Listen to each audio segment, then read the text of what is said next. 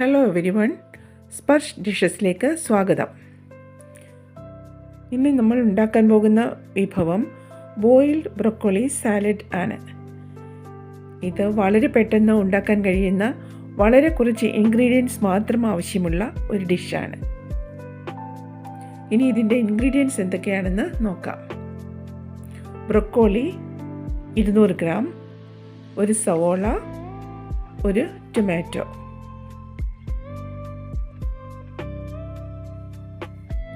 ആദ്യമായി വൃത്തിയാക്കിയ ബ്രൊക്കോളി ചെറിയ കഷ്ണങ്ങളാക്കി മുറിക്കുക.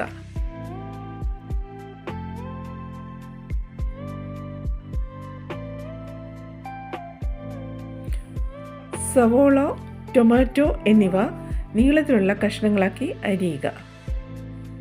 അധികം കനമില്ലാതെ കനം കുറച്ച് വേണം അരിയുവാൻ.